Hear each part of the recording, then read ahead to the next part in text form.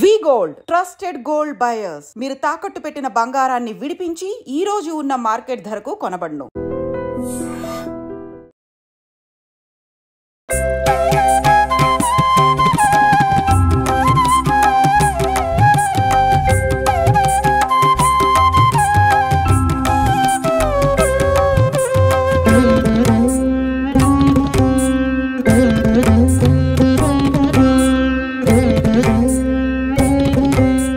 నమస్కారం, welcome to I dream. మన సంస్కృతి కార్యక్రమానికి స్వాగతం. నేను మీ విజిత.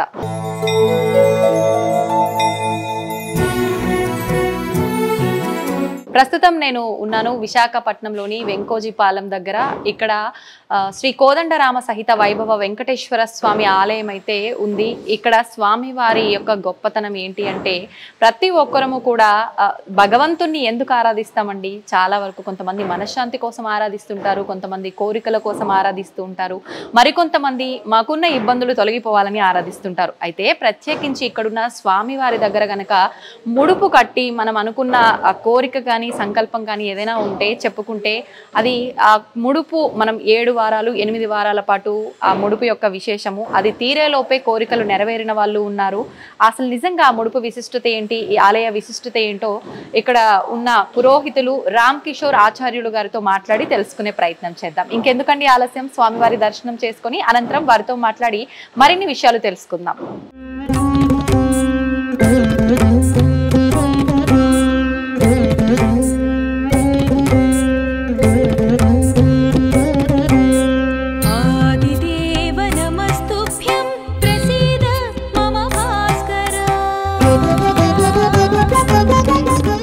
నమస్కారం అండి. నిజంగా స్వామివారిని చూస్తే చాలా చక్కగా, నాకు ఇందాక నమస్కారం చేసుకుంటుంటే అనిపించింది స్వామివారి నా సైడ్ చూసి నవ్వుతున్నారా అన్నట్టుగా.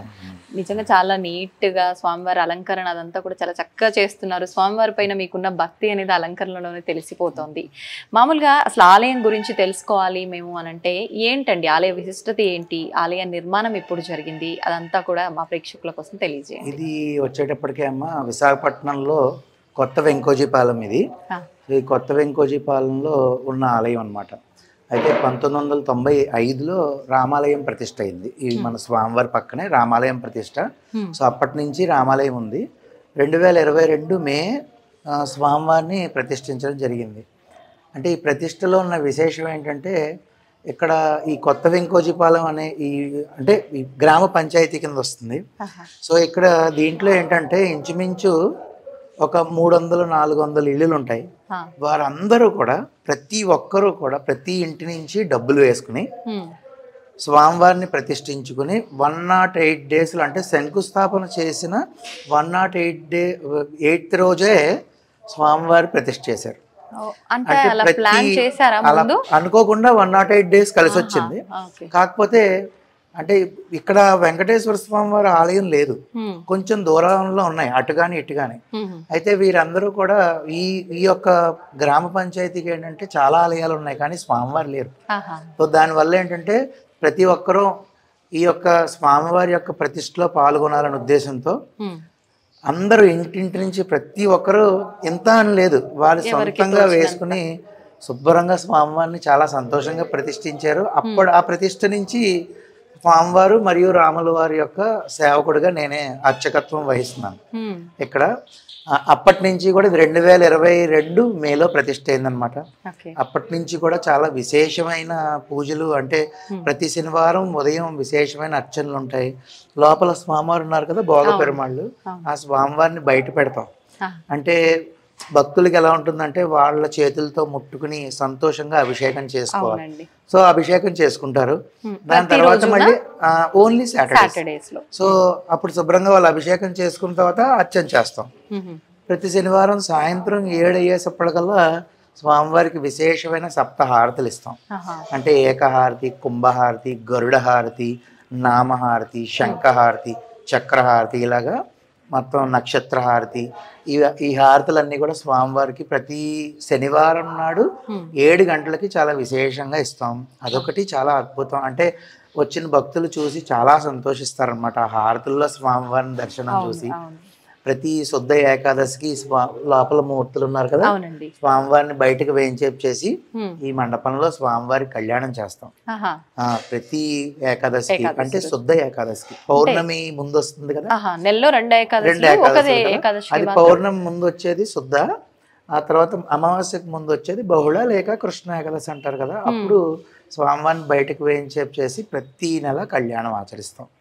అంతేకాకుండా ప్రతి మాసానికి వచ్చే పౌర్ణమి రోజు స్వామివారికి చాలా విశేషమైన అభిషేకం చేస్తాం. పౌర్ణమి రోజు ఏంటండి అభిషేకం? నవకలశ స్థపన తిరుమంజన మహోత్సవము అంటారు. అంటే 9 కలశలు ప్రతిష్ఠించి 9 కలశల్లోనూ అష్ట దిక్పాలకులందరినీ ఆహ్వానం చేసి ఒక్కొక్క కలశలో ఒక్కొక్క ద్రవ్యం, అంటే తూర్పున ఇంద్రుడు ఉన్నాడు అనుకోండి, అక్కడ వచ్చేటప్పటికి పాలు, తర్వాత ఆగ్నేయంలో అగ్నిదేవుడికి ఒక కలశ పెట్టి అందులో పెరుగు, ఇలాగా 8 కలశలు వేసి మధ్యలో స్వామివారిని బ్రహ్మదేవుడిని ఆ పెద్ద కలశలో పెట్టి ప్రధాన కలశతో ఒక్కొక్క కలశ తీసుకుని నవకలశ స్థపనం కదా స్వామివారికి అభిషేకం చేస్తాం. ఇప్పుడు ఇది భక్తులు దాంట్లో భాగస్వామ్యం అయ్యే అవకాశం ఉంటుందా?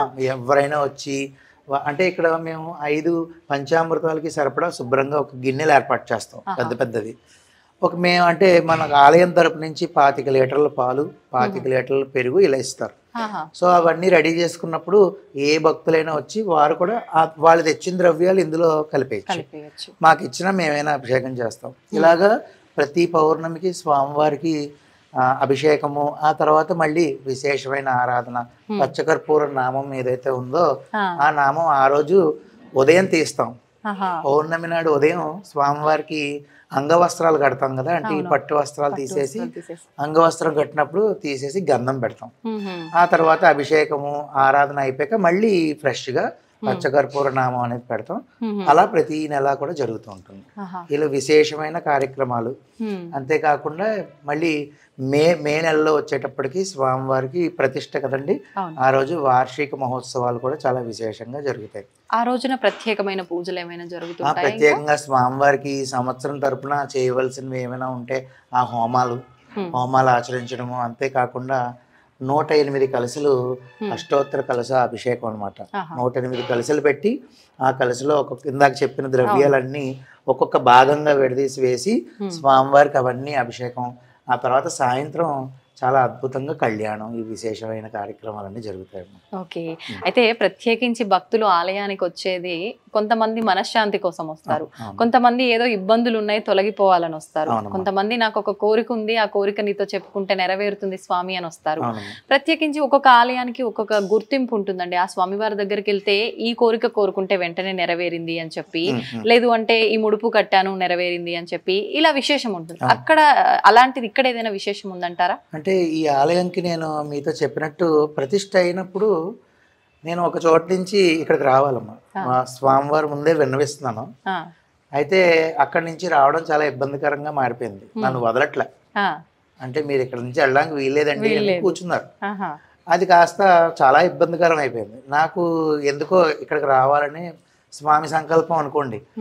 అప్పుడు మొదటిసారి నేను ఇప్పుడు చాలా మందికి నేను ముడుపు కడతాను. సో అదే విధానంగా స్వామివారికి నేను ముడుపు కట్టాను. అంటే మీరే స్వయం కట్టేసి అది కొంచెం చాలా ఇబ్బందికరమైన పరిస్థితి, వివరంగా చెప్పలేను కానీ. కాబట్టి ఎంతంటే ఒక్క 2-3 రోజుల్లో స్వామివారు నాకు, అంటే ఒకటమ్మా ఇందులోనూ ఇలా కట్టానండి అయిపోయింది లేదంటే అవ్వలేదు అనేది ఎప్పుడు కూడా ఒకటే చెప్తాను, నమ్మకం ఉండాలి, త్రికరణ శుద్ధిగా ఉండాలి. అలాగ నేను ముడుపు కట్టేటప్పటికి నాకు ఆ పని అయ్యింది. 2-3 నెలలు గడిచిన తర్వాత నాకు మనసులో ఒక స్ఫురణ వచ్చింది. ఇది కూడా మన ఊరు వాళ్ళకి చెప్తే ఏమైనా అంటే వారిలో ఉన్న త్రికరణ శుద్ధిని చూసో కర్మ ఫలాల వల్ల పని అవుతుంది కదా అనే ఉద్దేశంతో నేను అప్పటి నుంచి ముడుపు చెప్పడం మొదలైంది.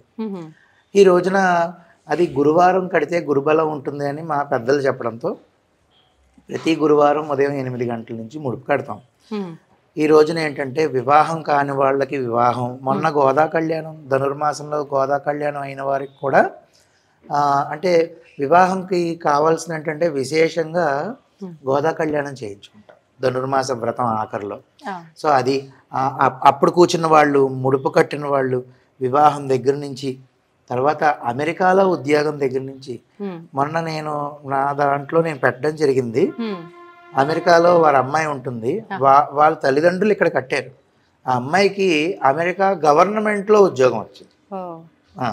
అంతేకాకుండా వివాహం చాలా అంటే కొన్ని ఇబ్బందులు కలిగే పరిస్థితుల్లో వివాహం అవ్వడం చాలా ఇబ్బంది. అంగవైకల్యం అనుకోండి, అటువంటి వారికి కూడా వివాహం అయింది. సెంట్రల్ గవర్నమెంట్ రైల్వే జాబ్ వచ్చింది. అంటే ఒకటి అని కాదండి, నాకు అప్పుడు అనిపించింది అనమాట. అంటే ఎంతమంది ఇన్ని రకాలుగా స్వామివారి కోరిక తీరుస్తున్నారు. మీరు అన్నట్టు ఇందాక మొదట్లో అన్నట్టు ఆయన ఒక్కొక్కసారి ఒక్కొక్కలాగా అనిపిస్తూ ఉంటారు. అప్పుడు నాకు అంటే మనం చూసిన అంటే మనసు యొక్క ప్రేరణ ఉంటుంది చూసారా, దాని ప్రకారం ఎప్పుడు చూడు అలా నవ్వుతూనే ఉంటారు. చెప్తుంటారండి భక్తులు వచ్చినప్పుడు, నాకు ఇలా అనిపించింది, చాలా మంది చెప్పారు. ఒక్కొక్కరైతే నాకు స్వామివారి మొహంలో హనుమంతుడు కనబడతారు. అంటే వారి యొక్క భావన అంటే యద్భావం తద్భవతి అన్నట్టు. కాబట్టి ఈ ముడుపులు మీరు చూడొచ్చు, ఇక్కడ ఉంటాయండి. ఇక్కడ నేను మీకు చూపిస్తాను. అయితే ప్రతి గురువారం ఉదయం 8 గంటలకి మనం ఈ యొక్క ముడుపు నేను కడతాను దగ్గరుండి. అంటే మీకు సంకల్పం చెప్పి ముడుపులోని సామాన్లన్నీ మీ చేత వేయించి ఆ యొక్క ముడుపు తీసుకొచ్చి నేను స్వామివారికి మీ కోరిక చెప్తాను. కోరిక గోత్రము పేరు చెప్పి మీ కోరిక స్వామివారికి విన్నవించి ఆయన పాదాల దగ్గర ముడుపు కట్టి భక్తులకి ఇస్తే వాళ్ళు ఏం చేస్తారంటే తల మీద పెట్టుకుని ఒక 7 ప్రదక్షిణాలు చేసి మళ్ళీ నాకు ఇస్తే అలా లోపల స్వామివారి దగ్గర అష్టోత్తర పూజ చేసి మంగళాశాసనాలు చేసి గర్భగుడిలో ఉంచుతాం. మళ్ళీ శనివారం వచ్చినప్పటికీ బయటకి ఇస్తూ ఉంటాం అనమాట. అలాగా 7 వారాలు చేయాలండి. అంటే వాళ్ళ 7 వారాలు ఆలయానికి రావాల్సి ఉంటుందా అండి? ఆడవారికి ఒక వారం, ఒక రోజు పర్వాలేదు, ఒక వారం పర్వాలేదు, అది స్వామికి ఇదే కాబట్టి ఒక వారం తప్పిన మగవారు మాత్రం ఖచ్చితంగా రావాలి. అంటే మగవారు కూడా కట్టొచ్చు ఈ ముడుపులు? అయ్యో సంతోషంగానమ్మా, ఎవరైనా కట్టొచ్చు. మామూలుగా ఈ పూజలు ముడుపులు ఇలాంటివి అంటే ఎక్కువగా ఆడవాళ్ళే ముందుంటారు కదా, అది శాతం ఎక్కువ. అవును, కానీ మగవారి శాతం వాళ్ళు ఉద్యోగం ఇంట్లో ఉంటారు కదా పాపం, ఇంట్లో ఉన్న ఆడవారు అందరూ చూస్తారు. మగవారు కూడా సతీ సమేతంగా వచ్చి బోళ్ళంత మంది దంపతులుగా ముడుపు కట్టున్నారు. సో అలాగే 7 వారాలు రావాలి. ఒక వారం వడ్డీ వారం కింద ఒక వారం ఎక్స్ట్రా 8 వారాలు రావాలి. ఈ లోపలనే నిన్న 2 చెప్పెళ్ళారు నాకు. ఒకరికి పాపం చదువుకి విదేశీయానికి వెళ్తుంటే లోన్ శాంక్షన్ అవ్వలేదని కట్టారు. 3 నెలలు అయింది కదా, 3 వారాలు అయింది కట్టి. నిన్న వచ్చి వారు చెప్తుంటే నాకు చాలా ఆనందం అనిపించింది. అంటే వాళ్ళు అనుకున్నది అయిపోయింది. అంటే లోన్ శాంక్షన్ కంప్లీట్ గా 8 వారాలు అవ్వకుండా అయ్యింది. అలాంటి వాళ్ళు చాలా మంది ఉన్నారు. అంతేకాకుండా నిన్నే ఒకళ్ళకి సమ్ ప్రెగ్నెన్సీకి డెలివరీకి ప్రాబ్లం అని డాక్టర్ గారు ముందే చెప్పారు. దానికోసం కట్టారు 7 వారాలండి. నిన్నటితో 7 వారాలు. ఆవిడ అసలు ఆనందానికి అసలు అవధులు లేవు. నేను ఇలాగా వచ్చిన వాళ్ళందరివి నాకు వీడియో తీయాలని ఉంటుంది. అంటే అడిగి తీయించుకోవడం ఎందుకులే అన్న ఫీలింగ్ తో ఉంటాను, కానీ ఏదో మనం చెప్పుకున్నట్టు ఉండకూడదు, వారు భక్తులు చెప్పుకునే వస్తున్నారు అని. నిన్న మాత్రం ఆవిడ ఒక వీడియో, ఏమో ఎంత సంతోషపడిపోతున్నారు కదా, ఒక చిన్న వీడియో తీనా అంటే, నా వల్ల 10 మందికి తెలిస్తే సంతోషమే కదా, తీయండి అంటే వీడియో తీసాను. అలాగా ఒక్కొక్కరికి ఒక్కొక్క విధంగా. చాలా మందికి ముడుపు కట్టి 8 వారాలు అయిపోయిన తర్వాత 3 నెలలకి 6 నెలలకు కూడా రిజల్ట్ వచ్చింది. అంటే అది వాళ్ళు చేసుకున్న కర్మను బట్టి ఆలస్యం అవుతుంది అంటారా? చాలా కరెక్ట్ గా చెప్పారు. కొన్ని కర్మ ఫలితాలు ఉండడం వల్ల ఇప్పుడు మనం ఎంత చేసినా ఆ ఫలితం అయితే అక్కడికి పోదు, కానీ కర్మలు తగ్గుకుంటూ వస్తాయి. సో అది కొంచెం సమయం తీసుకోవచ్చు. సో ఆ విధంగా స్వామివారికి ఇక్కడ ఇంచుమించుగా ఒక మాటలో చెప్పాలంటే ముడుపుల వెంకన్న అని పేరు పెట్టుకున్నారు. భక్తులు ముడుపుల వెంకన్న అని పేరు పెట్టుకున్నారు. మేము ఎప్పుడు కూడా గోవిందనామ స్మరణ శనివారాలు చేసినప్పుడు ముడుపుల వెంకన్న వరద గోవింద అని చేసుకుంటాం. అదే విధంగా స్వామివారు ఎంతమంది ఏ విధంగా వచ్చినా సరే వచ్చి అలా మీరు ఇందాక అన్నట్టు మనశ్శాంతిగా కూర్చుంటారు. ఆయన్ని చూస్తూ ఉంటారు కొంతమంది.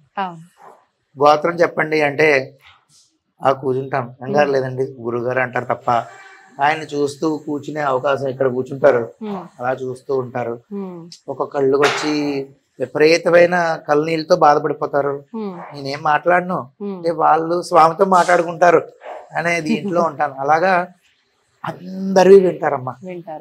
స్వామివారు మాత్రం అంటే నేను ఒకటి ఇక్కడ మన స్వామని కాదు, నేను నమ్మకంగా త్రికరణ శుద్ధిగా మనసా వాచ కర్మణ మనం ఏ విధమైన పూజ ఆచరించినా అది స్వామివారు అందుకుంటారు అనడంలో ఎటువంటి సందేహం లేదు. మనం సంశయాస్మ వినస్పతి అంటే ఒకవేళ మనం సందేహం పడ్డామా అది మనం నేను చెప్పలేను. ముందే అవుతుందో లేదో అనే ఒక సందేహంతో ఏ పని చేయకూడదు, నమ్మకం ఉండాలి. అందులో స్వామికి సంబంధించి మీ ఇష్టదైవం అవ్వనివ్వండి, నా ఇష్టదైవం స్వామివారు అవనండి, శివుడు అవనివ్వండి, ఎవరైనా కూడా మనం త్రికరణ శుద్ధిగా నమ్మి ఆచరిస్తే ఫలితం వచ్చి తీరుతుంది. నాకు ఎంతో మంది ఉన్నారు అలా. ఒక అర్చకుడిగా నిత్య స్వామి సేవ చేసుకునే వ్యక్తిగా స్వామి ముందే చెప్తున్నా, ఎంతో మంది ఉన్నారండి. ఇక్కడ ఈ 3 ఏళ్లలోనే ఎంతో మంది భక్తులు, నాకు ఎంతో ఆనందకరంగా ఉంది. అంటే భక్తుల్ని ఆ విధంగా చూడడము. ఏం కావాలండి మనకి? శ్రీకృష్ణ పరమాత్ముడు ఏమన్నాడంటే, నువ్వు నీ గురించి ఆలోచించుకునే కన్నా నువ్వు సమాజం గురించి ఆలోచిస్తే నీకు ఆటోమేటిక్ గా జరగవలసిన, నీకు రావాల్సినవన్నీ వస్తాయి అన్నాడు.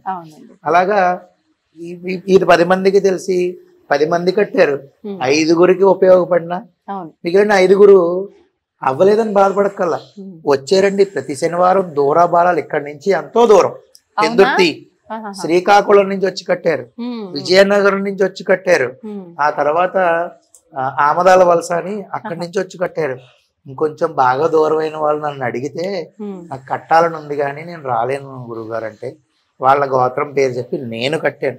మరి ఇప్పుడు అలా వాళ్ళు రాలేకుండా మీరు కట్టినప్పుడు వాళ్ళు అక్కడ ఉండి నియమాలు పాటించాల్సి, నియమాలన్నీ వారు పాటిస్తే వారు అంత నమ్మారు కదా మన స్వామిని, ఆ నమ్మకం వారికి కలగాలి, మంచి జరగాలని ప్రదక్షిణ నేను చేస్తాను. వారి ముడుపులు ఏవైతే ఉంటాయో అలా 3-4 ఉన్నారు.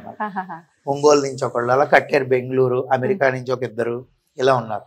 వారి కోసం మరి వాళ్ళ నమ్మకం ఇది అవ్వకూడదు కదండి. ఏముంది, వాళ్ళ పేరు చెప్పి నేను నాకు భక్తులు హడావుడి అయిపోయాక ఎప్పుడు ఖాళీ ఉంటానో చూసుకుంటాను. ఉదయాన్నో రాత్రి అని చెప్పలేను, సంతోషంగా ప్రదక్షిణాలు ఆచరించేస్తాను, చకచక ఆచరించి లోపల పెట్టేస్తాను. మరి వాళ్ళు స్వామిని నమ్మినందుకు నేను ప్రదక్షిణం చేస్తానని నన్ను నమ్మినందుకు నేను చెయ్యాలి. నిజంగా ఇది మీ మంచి మనసు అనుకోవాలండి. నిజంగా ఇప్పుడు ఇలాంటి ఒక మహిమ ఉండొచ్చు, ముడుపు ఉండొచ్చు, కానీ ఎవరికి వాళ్ళు వచ్చి చేసుకోవాలమ్మా అని చెప్పే వాళ్ళే ఉంటారు తప్ప వాళ్ళ తరఫున మీరు చేయడం అనేది నిజంగా చాలా తక్కువ మంది చేస్తారండి. నిజంగా చాలా గొప్ప పని చేస్తున్నారు. స్వామివారి అనుగ్రహం అమ్మా, అందులో ఏముంది చెప్పండి. కానీ నాకు నేను ఇందాక అన్నట్టు 10 మందికి ఉపయోగపడితే చాలు. నేను అన్నాను చూసారా ఇందాక, ఒక 5గురికి పని అవ్వలేదని అనుకోండి, కానీ వారు కష్టపడడం దూరం నుంచి వచ్చి వాళ్ళు స్వామివారిని మోసి, ముడుపు మోసి 7 ప్రదక్షిణాలు చేసుకుని పూజ చేయించుకుని వెళ్ళిన ఫలితం స్వామివారు ఏమైనా ఊరుకునే వదులుతారండి? ఇప్పుడు స్వామివారు ఏమంటారు, ఒరే నువ్వు నా వైపు నువ్వు 1 అడుగేస్తే నేను ఈ వైపు 10 అడుగులు వేస్తానంటారు. అలాంటిది వచ్చి కలియుగంలో కలియుగంలో గోవింద అంటేనే మోక్షం, అరుణాచల అరుణాచల అరుణాచల అంటేనే మోక్షం, అంతే కదమ్మా పెద్దలు చెప్పిన మాట. అలాంటిది వచ్చి చేసింది ఫలితం వెంటనే రాకపోవచ్చు, కానీ వచ్చి తీరుతుంది, ఖచ్చితంగా వచ్చి తీరుతుంది. ఆ విధంగా భక్తులు ఇక్కడ ఎంతో మంది చాలా సంతోషంగా వచ్చి పూజలు ఆచరిస్తారమ్మా. సంతోషం అండి. నిజంగా స్వామివారి ఆ విశిష్టమైన లీలలు అవన్నీ చూస్తుంటే చాలా సంతోషంగా ఉంది నాకు. మనకు పక్కనే రాముల వారు కూడా ఉన్నారని చెప్పారు కదా, ఆయన గురించి ఒక 2 మాటలు. రాముల వారిని 95లో ప్రతిష్ఠించడం జరిగింది. 1995లో ప్రతిష్ఠించారు. సో అప్పటి నుంచి కూడా ఈ గ్రామం యొక్క పెద్దలు ఎవరైతే ఉన్నారో వారందరూ పూనుకుని ఇప్పుడులాగే స్వామిలాగే రాముల వారు ఉండాలి, మీకు తెలియదే ఉంది, సందులకి స్వామివారు ఉండాలని ప్రతిష్ఠించడం జరిగింది. అప్పటి నుంచి కూడా చాలా విశేషంగా ప్రతి బుధవారం పూజలు అవుతాయి. అదే కాకుండా శ్రీరామనవమి మాత్రం చాలా, అసలు ఈ ఊరంతా మీరు చూసారు కదా, ఊరంతా ఇక్కడే ఉంటారు. ఎందుకంటే ఇంకా ప్లేస్ కూడా సరిపోదు. స్వామివారికి అంగరంగ వైభవంగా కళ్యాణం చేస్తారు. ఇక్కడ స్వామివారికి ఇప్పుడు ఏవేవైతే భోగాలు, ఉదయమే బాలభోగం అంటే మార్నింగ్ ఏదైతే భోగం స్వామివారికి పొంగలి ప్రసాదం పెడతామో బాలభోగం, తర్వాత మధ్యాహ్నం రాజభోగం, సాయంత్రం శయన భోగం, ఈ భోగాలు పూజలు ఏవైతే జరుగుతాయి అన్ని కూడా స్వామివారికి అదే విధంగా జరుగుతాయి. అయితే శ్రీ వెంకటేశ్వరుడు కలియుగ దైవం అవ్వడము, దాంతో పాటు ముడుపు గురించి అని చెప్పి ఆ స్వామివారు ముందుకు వచ్చేసారు. ఆయనకన్నా ముందు వచ్చింది ఆయనే, రాముల వారే. కాబట్టి అందరూ ఒకటే కదమ్మా, మీకు తెలియదు. కాబట్టి ఆ విధంగా రాముల వారికి కూడా విశేషమైన అలంకారాలు, నిత్యార్చనలు జరుగుతూ ఉంటాయి. ఆయనకి కూడా మనం అయోధ్యలో శ్రీరాముల వారి యొక్క ప్రతిష్ట అయింది కదా, దానికి వచ్చినప్పుడు పాదుకలు అవి, వెండి పాదుకలు, బంగారం పాదుకలు అవి చేయించి తెచ్చారు. ఇక్కడ ఉన్నారు ఒక ఆయన, ఆయన ఇక్కడ పెట్టి మనం పూజలు చేసి, మొన్న బంగారు కోదండం కూడా మొన్న ఇక్కడ పెట్టి పూజ చేయించాం. అది చాలా అందరూ వచ్చి భక్తి శ్రద్ధలతో, ఈ ఊర్లో ఉన్న వాళ్ళే కాకుండా ఇప్పుడు ఏమైందంటే ఈ ముడుపులు నేను ఊరు వాళ్ళకి మాత్రమే చెప్పాను, కానీ అది నెమ్మది నెమ్మదిగా పెరిగి అందరూ చాలా మంది వస్తున్నారు. వచ్చి ముడుపులు కట్టుకోవడం, ఎంతో భక్తి శ్రద్ధలతో ఆచరిస్తాం మనం అనుకుంటున్నాం, కానీ చాలా మంది ఉన్నారమ్మా. ఎందుకంటే నేను చూస్తాం, కానీ ఈ భక్తుల దగ్గర కూడా కొన్ని కొన్ని తప్పులు ఉంటాయి. అవి కూడా మనం సమయం వచ్చినప్పుడు చెప్పుకుందాం. తప్పకుండా అండి, మీరు అడుగుదురు కానీ నేను చెప్తాను. అలాగే అలాగే అండి. నిజంగా చాలా సంతోషంగా ఉందండి నాకైతే. స్వామివారిని దర్శించుకున్న తర్వాత ఒక మంచి అనుభూతి కలిగిందనే చెప్పాలి. నిజంగా మీ మాటలు వింటుంటే అనిపిస్తోంది, చాలా మంది ఎంతో సమస్యలతో ఇబ్బంది పడే వాళ్ళు ఉన్నారు. అటువంటి వారి దాకా ఈ వీడియో వెళ్ళాలని చెప్పి, వాళ్ళకు కూడా మంచి జరగాలని చెప్పి ఆశిస్తున్నానండి.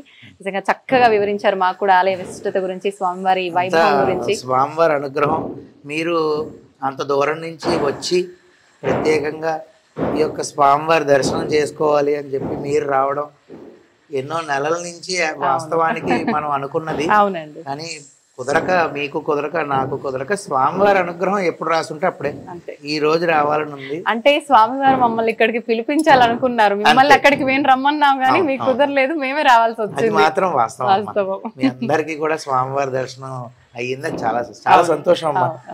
ధన్యవాదాలండి.